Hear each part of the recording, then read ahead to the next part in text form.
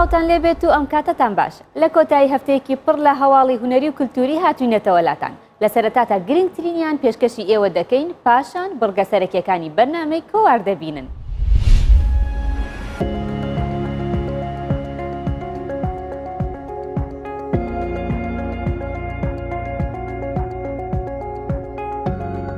پێشانگەیەکی شێوەکاری لە هۆڵی پەرلەمان لە هەولێر کرایەوە. پێشانگەکە بە ناوی یادەوەریەکانی لم بوو. کارەکان بەشێکن لە تێزی دکتۆرای هونەرمەند عەلی ڕەزا. پێشانگەکە لە 10 تابلۆ و 4 کاری ئینسلیشن پێک هاتبوو کە دەربارەی یادەوەری کارەساتی ئەنفال بوون.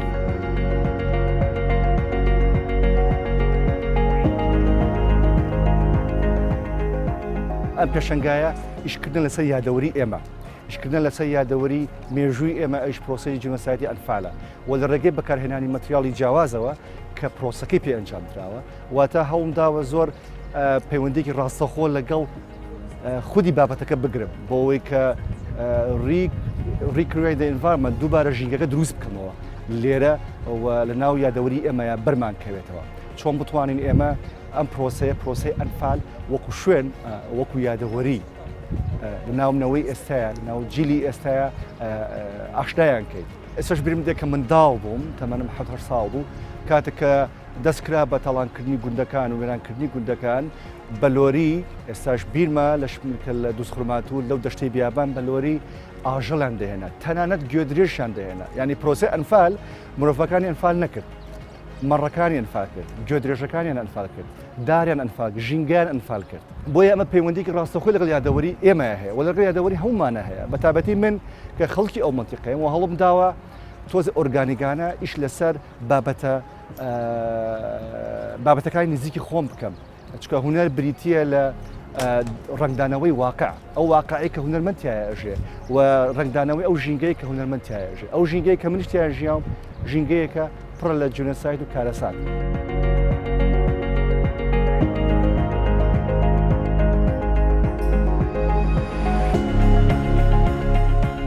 یەکجار گرنگە کە مەسئلەی ئەنفال و ئەو بیرە لە یاد نەچێتەوە لە بیرەوەری نەتەوەییماندا بمێنێتەوە. چۆنیش دەتوانین ئەوەی ڕابگرین و بیهێڵینەوە لە ڕێگای شێوەکاری لە ڕێگای ڕۆمان لە ڕێگای نووسین لە ڕێگای وێنە لە ڕێگای گێرانەوەی بۆ نەوەی دواتری خۆمان کە ئەو نەتەوەیە چی بەسەر هاتووە چۆن ئەنفال کراوە. بۆیە بەش بە حاڵی خۆم پێم خۆش بۆ پێشانگایە ببینم دەستخۆشی لە کاک عەلی ڕەزا دەکەم کە ئەو تابلۆ جوانانە بە تایبەت 2 تابلۆیان لەوبەری کە هەیە یەکجار نوێنەرێکی باشن بۆ ئەنفال نیشان دەدەن کە هیوادارم ئەو جۆرە پێشانگایانە ئەو جۆرە یادکردنەوەوانە بیرەوەریانە بەردەوام بێوە بیرەوەری ئەنفال ببێتە بەشێک لە ناسنامەی نەتەوەی کورد.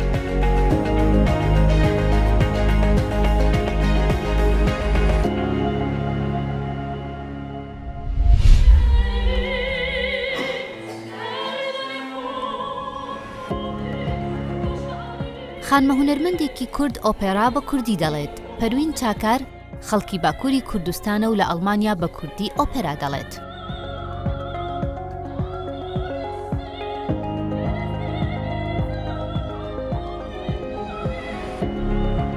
یا هر کسینه فقیه ایران یا حتی ملای جزیری و حتی محمد شيخو از دبيجم ستران محمد شيخو جد دبيجم يعني استران ما جاليري جبرن از وانا جد دبيجم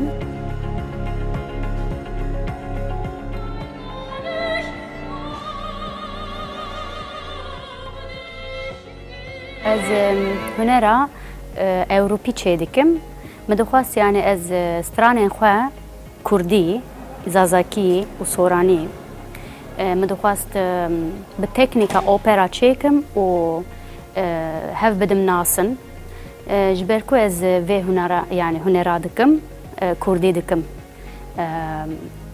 از بركيف خوشمش كو از كردي جد دبيجم دستريم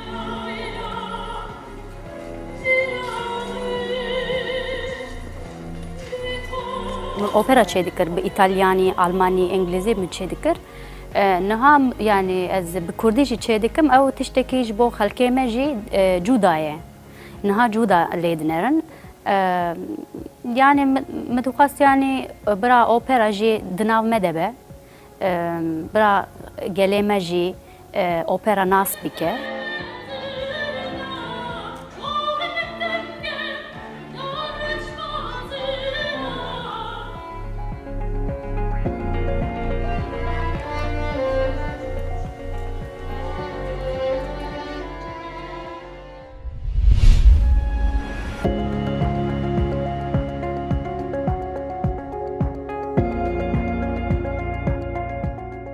پێشەنگەیەکی شێوەکاری لە شاری سلێمانی بۆ تابلۆکانی شێوەکار عەتا قەزاز کرایەوە. تابلۆکان گزارشتیان لە سروشتی کوردستان دەکرد.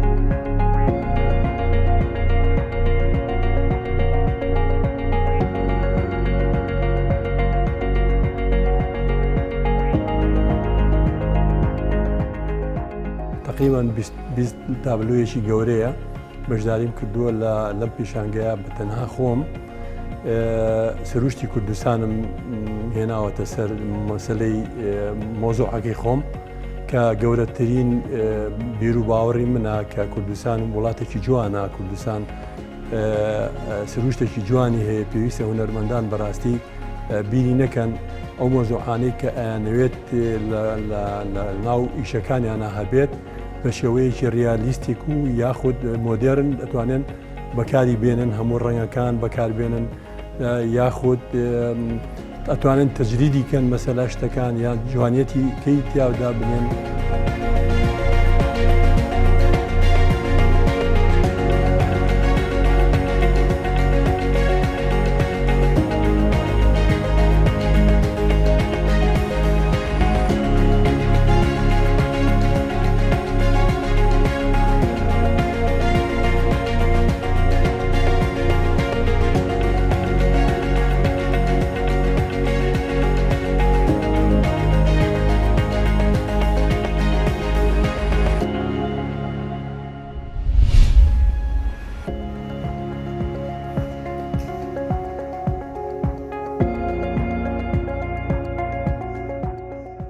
لە شاری دهۆک و لە ڕێوەڕەسمێکدا کتێبی ئۆرگازمن ئەژدیهایەکی بڵاوکرایەوە. ڕۆمانەکە لە نووسینی ڤەهێڵ موحسینە.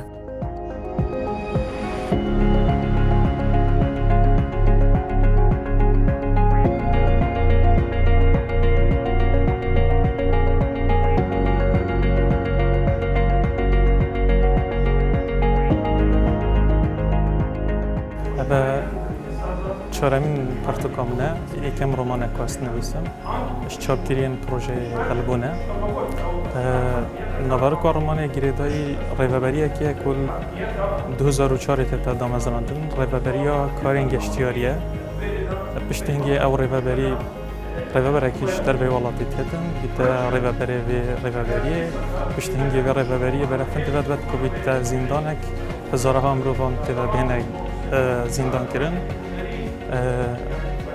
درگه و پنجره تویتی تا گرتن تمامیش جهان عزل بید نافرید و هندک ریدانن بجی یت افسانه ای شد من هندک جیت واقعی کود بنا سبب هندک خینا گلک مرو با بهتا ریتن خدمتا ویری غبریده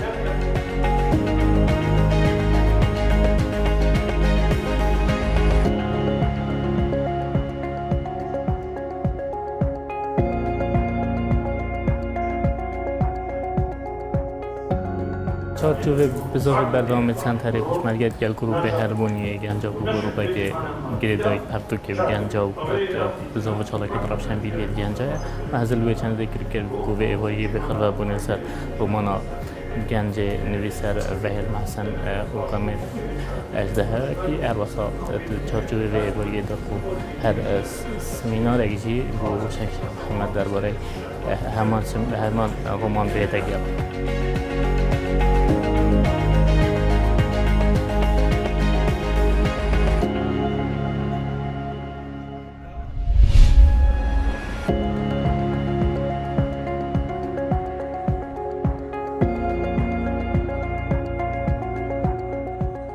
لە پەیمانگەی هونەرە جوانەکانی شاری هەولێر پێشانگەیەک بۆ کارەکانی قوتابیانی قۆناغی 3 شێوەکاری لەوانەی تەکنیکدا کرایەوە.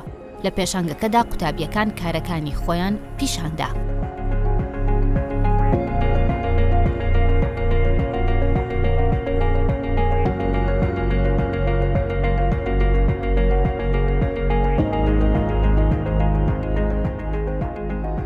پێشانگەیان بۆ تەجروبەیمە باش بووم بۆ مامۆستایەکە و نەشاتێک بۆ ئەو باش بوو و تەجروبە بۆ ئێمە کە لە داهاتوودا چەند کارێکی وا وەکو تایبەتی وەکو کاری هاوبەش بکەینەوە لە پێشانگەکە.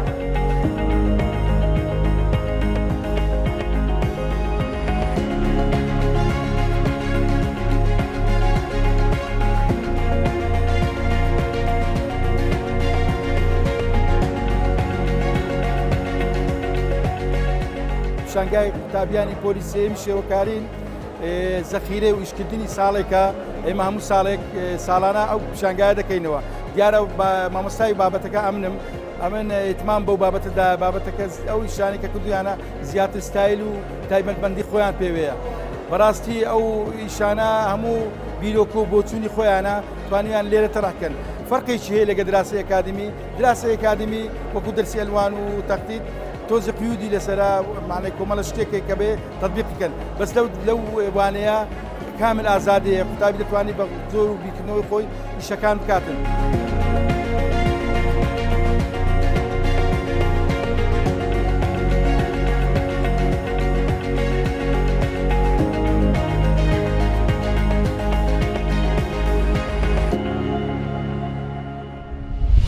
یەکێک لە ئامێرە میوزیکەکان ئامێری باڵەبانە کە دەنگێکی بەسۆزی هەیە. لە کاتی بیستنی هەست بە جوانی سروشت و شاخەکانی کوردستان دەکەیت. بەنگین باڵەبان ماوەی 8 ساڵە ئەم ئامێرە میوزیکیە دەژەنێت و لە دهۆکەوە پارێزگاری لە میوزیکی ڕەسەنی کوردی دەکات.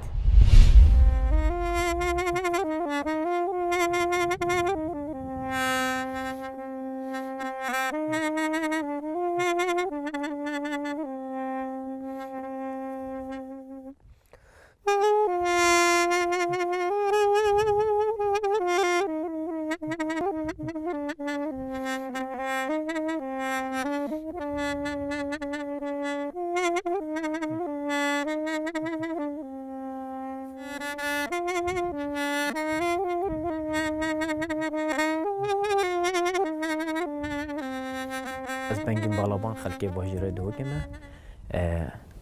ئەس موزیک ژێنم لە ناوە دۆگە دەرچوێ پەیمانگا هونەرە جوانم بەشێ موزیکێ نەها مامۆستامە لە قوتابخانەکە ئەس داوامێت دکەم هەمی سپێدا چمە داوامێت دکەم سپێدا دکەم gelek çalakî min etkin weke Amîrê Balabaniyê di nava gropa da gelek çavpêketin û gelek konsert û tişet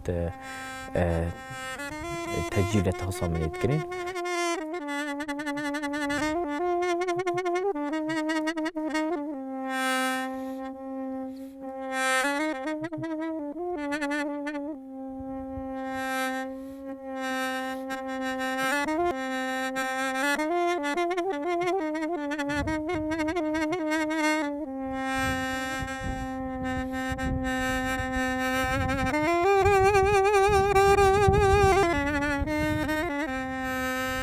بلوان أميركي جلكي كمل هالشين بجمعة المنطقة بعدين الآخر بلوان أميرك جلكي كمان من فرديت أس خب أمير بلوان بمجانية روي چونكو من ديت الباجرم بيوستي في أميريا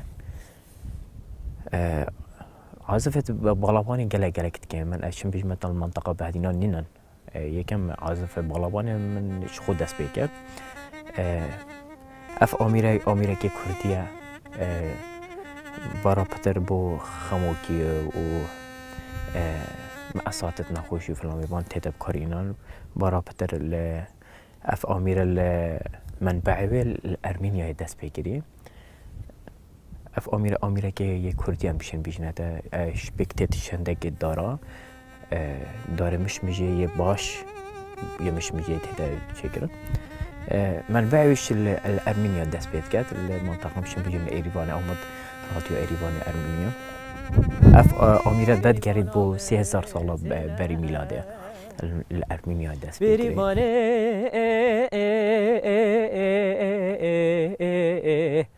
توري باني بيري غندو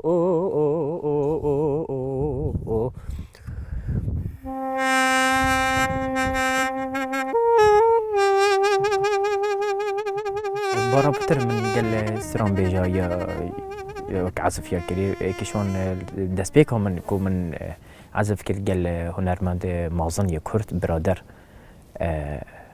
یکم موال من بود چکر البته وقتی هم تیپا دوک بون یا موزیک سلاب راسل ویریجی بود تیپا دوک همیا کت تایبت مامسای جمالی او پال داره ما بود فتره که اسهاد مت نفسها هنری دا سلاب راس بوجه من یکم کار من قل مامسا برادری بود موال کمل بود عزف کرد هر جال کردستان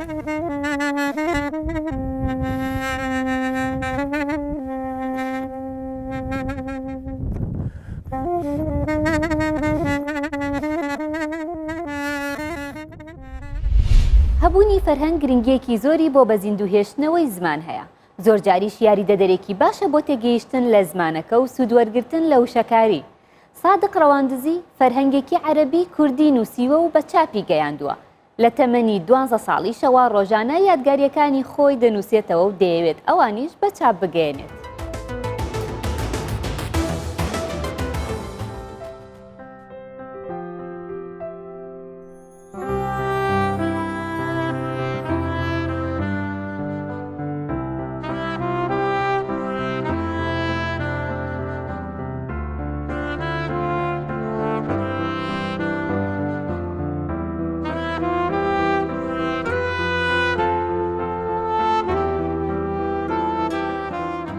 فەرهەنگەی بە قۆناغێکی زۆر سەرەتایی سادە دەستم پێ کرد وەکو کۆکردنەوەی وشە لە سەرەتادا لەبەر ئەوەی فەرهەنگ کەم بوو عەرەبی کوردی عەرەبی هەبوو بەڵام عەرەبی کوردی زۆر کەم بوو لەو قۆناغی ئامادەیش کە دەستم پێ کرد زۆر ئیشمان بە وشەی بە تایبەتی ئەو کاتەی وانەکان کرانە عەرەبی ئیشمان بە وشەی عەرەبی دەبوو ئەمیش هەستام بە هەڵگێڕانەوەی فەرهەنگی مەهاباد هەستام هەموو ئەلفەکانی فەرهەنگی مەهاباتم دەرێنا دوای هەموو بایەکان چوومە دوی تاکو وام لێ کرد فەرهەنگی مەهاباتم هەمووی هەڵگێڕایەوە بەڵام ئەمە بەتەنێ تەماشام کرد کیفایەت نییە وەلەو ئەو کاتە بیرم لێ نەکرد بۆ کە بیکەمە فەرهەنگ بەڕاستی هەنی وەکو سوودێک بۆ خۆم بۆ برادەرەکانم و دروستم کرد دوای وای لێ هات بیرۆکەکەم عەرەبیم بە قووەت بوو ئیتر زانکۆمان تەواو کرد بیرۆکەی ئەوم کەتە سەرگوتم بۆ نەیکەمە فەرهەنگ ئەوە بوو چەند سەرچاوێکی ترم پەیدا کرد عەرەبی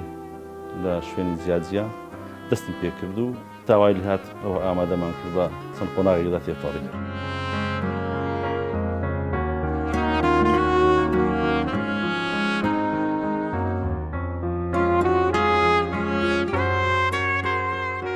فەرهەنگ بە شێوەیەکی گشتی ناسنامەی هەموو نەتەوەیەکە بوونی نەتەوە واتە فەرهەنگ زیاتریش زارانیش کە دەتەوێت پەرتووکێک چاپ بکەیت چاپکردنەکەی گەلێک بە زەحمەت بوو لە زمانی ئەوەی پێش ئەوەی ئێمە ئەو سەر بە خۆیمان دروستی بە تایبەتی بۆ فەرهەنگ شتێکی مستحیل بوو بتوانێت فەرهەنگێک لە زمانی چونکە دەیانزانی فەرهەنگ مانای نوێکردنەوەی زمان بەنسبەت هەر نەتەوەیەک کە بوونی نەتەوە واتە زمان لەبەرەوەی بە زەحمەت بوو یعنی فەرهەنگ شتێکی زۆر بنچینەیە لە بۆمانەوەی هەر گەلێک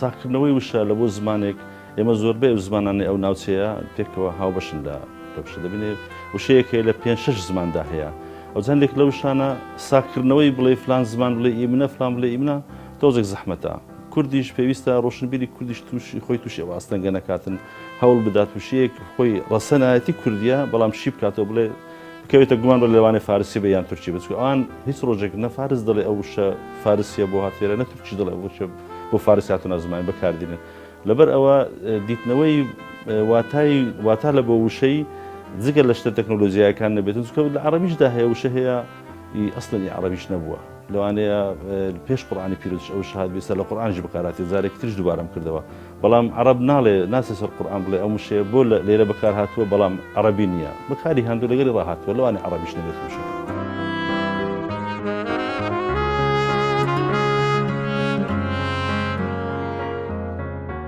وەکو خواستێکی منداڵیم هەموو کات یادگاریەکان دەنووسمەوە ئەجە بە هەر شێوازێک بێتن لە سەرەتای ژیانم بە شتی مناڵی و ئەوانە دەستی پێکرد و تاوای لێ هات ئێستا من تقریبا لە 12 ساڵیەوە بۆ 13 ساڵی هەموو ڕۆژێک هەموو شتێک دەنووسمەوە ئەوش بە چەند قۆناغێکدا دەڕاتن ئەو شتانە ئەو شتە جیهانیانەی کە زۆر گرنگە من نسبەت کردەوە دەینووسم ئەو شتە گرنگە مەسەن دێ خوارە تا دەگەی عێراق و کوردستان و ڕووداوەکانی کوردستان و هەتا شەڕە ناوخۆیەکان و زاری وهەیە ژمارەی ئەو کەسانی کە لەم ناکوچیانەدا مەسەن کوژراون ئەوانەش تەدوین کردووە پلەی گەرما و هەور و سامار و لەدایک بوون و مردن و ئیدی هەرچی ڕووداوێک پێوێتی تا نزیک بێتەوە لە شاری من زیاتر گرنگیم پێداوە هەمووی نووسراوە لای من نزیکەی 37 پەرتوک ئێستا هەیە هەر لەسەر ئەو نووسینەوەوانە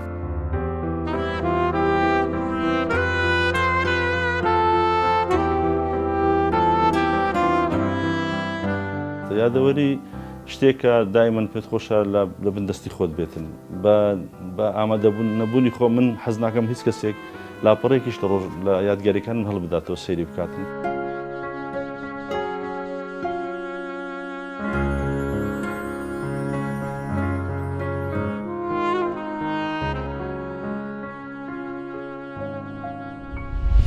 لە دوابڕگەدا خاتونێکی شانۆکار میوانی ئێمە دەبێت.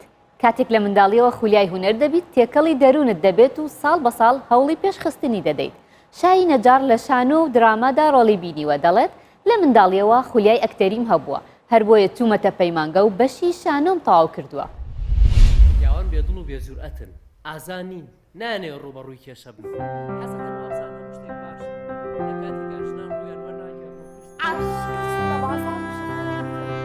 تەنانە دەتوانی بە سەعات لە دوکانی پێڵاوفرۆشی ژنانە بێنیتەوە. لەبارەی چیەوە قسە بکەم بە پێچوانی زۆربەی پیاوانەوە عاشقی چوونە بازاڕ و شتکڕینتم. تەنانە دەتوانی بە سەعات لە دوکانی پێڵاوفرۆشی ژنانە بێنیتەوە. شایستەی ئەوەی بۆ ئەم کارە وەدەلێ شانازی وەنێ. شتێک لەم قسانەتا هەیە سەری لێ دەرناکە. هەموو هونەرێک قورسە کاتێک کە تۆ دەست ئەەکەی بە ئیشێک قورسە قورسایی خۆی هەیە و بە تایبەتی شانۆ چونکە تۆ ڕاستەخۆ لەگەڵ بینەرا بەریەکەوتنە هەیە. و ئەو هەستەی کە هاتە چۆن ئەیگەینی ببینەر ئەو ئیشەی کە لەسەر تۆی ئەرکی سەرشانی تۆی چۆن ئەیگەینی ببینەر و ئەوەی زۆر گرنگە بوونی هەڵبژاردننی ئیشە. تۆ کاتێک ئیشێک هەڵەبژێریت پێشە شتێکە بێ سەرنجی خۆڕاکێشێ. ئەگەر سەرنجی خۆڕانە کێشێت بینەر هیچ متعایکی لێ وەرناگرێت. بوونی نمایشکردن لە ئێستاە قورسە زۆر قورسە لەبەرەوەی بینەرێکی زۆر با بڵێن لە بەر تموحی ئەکتەرانیە با بڵێن دەرهێنە لە ئەو ستافێککە ئیشەکەم بۆچی لەبەرەوەی هێشتا شانۆ لای ئێمە نەبوو بە کللتور. عنی هەر کاتێک کە تۆ ئیشەکە وەکو میهنەیەکی لێ هاوبوو بە کللتور لە ڕەوزەوە لە بنەڕەتیەکانەوە باس کرا و خەڵک توانین وەکو خێزان شەوان ئاسران هەر کاتێ نمایش هەبێ بچێت ئەو کاتە ئەتوانێت ببێ بە کللتور و زیاتر بچێتە ناو خەڵکەوە بەداخەو کە لە ئێستاە وانە. ئەستەکەم داوای خێرەکەم. کاتێکی شکێڵی و کارە بکەم ئەڵی سەرکارم لەگەڵ ڕایبەیەکا هەیە کە بە دڵنیایی و ئەمە شوێنەیەکی گونجاو نییە لەو کاتەیە. چۆنی یعنی تۆ سڵی من خۆش ناوێ کەوتۆتەوە سەر ئیشی کە تۆ کاری تیاکە بۆ نمونە تۆ ئەو دەرهێنەری کە ئیشی لەگەڵاکەی بە چ شێوازێک ئیشەکات لەسەر چ ڕیتمێک ئیشەکات شێوازی دەرهێنانی ئیشەکە چۆنە ئەوەی کە لە ڕوویای خۆیەتی ئەتوانی بیگەێنێت ئەو ڕوئای خۆی پێ ئەڵێ تۆش ئامی ئیشەکە تێگەی بەڵام ئەوە دوجار توی کە ئەوەی کە هەیە ئەبێ بیگەێنی بە بینەرواتە تۆ خاڵی گەیشتنی بینەر و دەرهێنەریت. هامانەی کەوتی لە کتێبی دواتر تا بینوسە دڵنیام ژمارەی خوێنە ڕێژنەکانی زۆرە بێت. ژیل یاریەکە بێ ئەنجامە خوا حافیز. زۆر مناڵ بووم تەمەنم 5-6 ساڵە بوو کە لەلانی مناڵان بۆ یەکەم جار چوومە سەر ستەیج و دەوری چۆلەکەم بینی لە کۆرسا گۆرانیم ئەو تاوان یعنی هەر لە تەمەنێکی مناڵیەوە با بڵێن دەستم پێ کردو بەڵام وەکو ئەوەی کە زیاتر بکەوتمەوە ناو بوارەکە و ئیش بکەم لە پەیمانگای هونەرە جوانەکان هەموو ئەو فعالیاتانی کە لە مەکتەبە ئەکرا و دوای ئەوەی تر بەپێی ئەزمون و ئیشکردن و تێکەڵاوبوون و ناسینی کەسەکان و پێی ئیشەکانیان زیاتر هاتمەوە بوارەکەەوە. متمانەم پێێتەوە هەرگیز ئێرەی نابم. ئەم دوانە لەگەڵ یەکان نایەنەوە. بەڵامەوە ڕاستیە. هەر ئیشە و تایبەتمەندی خۆی هەیە. ناتوانم بە دیاریکراوی بڵم بەڵام ئەوەی کە شایی پێناسێنرا مۆنۆدرامای خۆشەویستی هەنگاوی لێمە دوور بوو وەکو بینەری شان و هەڵبەت درامای سەراب پار ڕەمەزان نمایشکرا وەکو کاری دراما بێجگە لە فیلم و کورتە فیلموانە و ئێستاش لە نمایشی ئەم کارەیە. لیزا من دوژمنە نیم. نەبابە خۆشمەوێت. ژیل وشەکان بۆ من و تۆ یەکمانایان نییە. خۆشمەوێت. منیش خۆشمەوێت. ئەمەوێت دوازم لێبێنێت و لێم گەڕێت. هەمووەمان ناخۆ. شان و ڕۆحێتێکی تایبەتی هەیە و ڕاستە خۆ بەربینەرەکەویت بینەر لەگەڵ تا ئاگری لەگەڵ تا پێکەنێ بەڵام تۆ لە عەدەسێکی کامێرۆ کە هەزارها کەسە و بینێت و نواندن ئەەکەی تەنانەت یەک دڵۆپە فرمێسکی تۆ ئەتوانی بیگەێنێ بە بینەر. یعنی ئەمە جیاوازەکەیەتی بەڵام هەردووکی قورسایی خۆی هەیە چونکە تۆ لە بەردەمی کامێرە کەتی ئەو ئەحساساکەی کە ئەبێ بیگەێنی بۆ نوێ چەند جارێ دووبارەکردنەوەی هەیە بەڵام لە شانۆیە ئەڕوات ئەگەر ئەحساسەکە و لە شوێنی خۆی بێت یا لە شوێنی خۆی نەبێت تۆ بینەر چاوەڕێتەکە نابێ بوەستیت.